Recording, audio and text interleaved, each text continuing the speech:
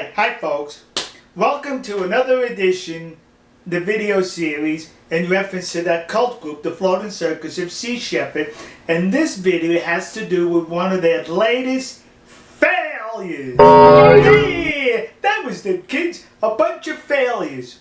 Now, what does the flag of Israel have to do with Sea Shepherd? Now, we understand the Japanese flag, the American flag, and the flag of the Faroe Islands.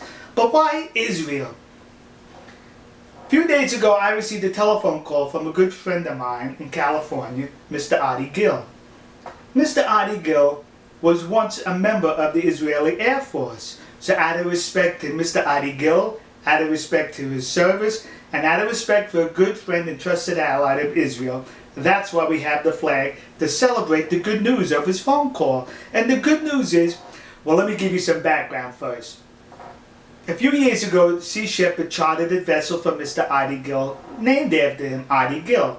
The vessel belonged to Ady Gil, and he chartered it to Sea Shepherd for $1 a year. The vessel was involved in a collision with the Japanese sailing vessel of the Shonan Maru, causing the tip of the Ady Gil to be torn off. As it was being towed by Watson's vessel, with Watson on board in command, it was decided by Watson and crew to let the vessel go. Yeah, just let it go. We don't need it anymore. It's worth more at the bottom of the sea in donations than it is trying to get it repaired. So they let it go, and it was gone. Never consulted with Mr. Ady Gil about that. Let it go. We need the money that we could get from suckers around the world to replace it. Mr. Ady Gil subsequently takes them to court, Sea Shepherd. Hey, wait a minute, that's my vessel. You let it go without my concurrence. He consulted with salvage experts around the globe, and they all agree that the vessel was salvageable. So now the case goes to court, and it goes to arbitration now.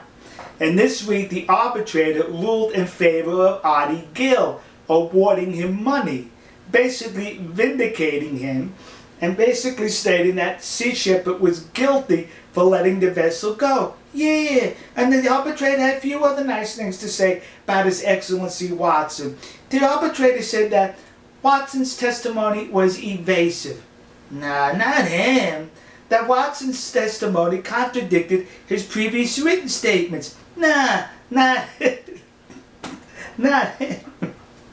That Watson's testimony lacked genuineness. Yeah, can you believe the liar was lying and it wasn't genuine? I thought he'd be good at that stuff by now. On page 43 of his book, he says to make it up.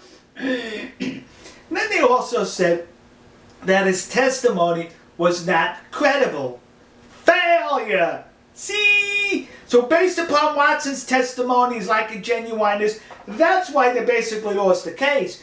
So he was awarded a little over $500,000 because the arbitrator estimated that's what the vessel was worth after the collision. So that's what he got. The money's not paramount here. What's paramount here is that he's been vindicated to show that he was right and the cult group was wrong. Now, if you doubted what I'm saying, you could contact Sea Shepherd's lawyer, Mr. Charles Moore. I'll have his contact information in the description. Feel free to contact him, and he would substantiate what I just said that was in that decision. Please continue to donate to Sea Shepherd for a whole host of reasons. I get materials for these videos, and Mr. Ady Gil has a few more lawsuits pending. We need to make sure there's enough money in Sea Shepherd's coffers to pay off the rest of these lawsuits. We'll see you. God bless you. God bless America. God bless the nation you happen to be in. And God bless all these good trusted friends and allies we have in these here United States of America. Donate! See ya.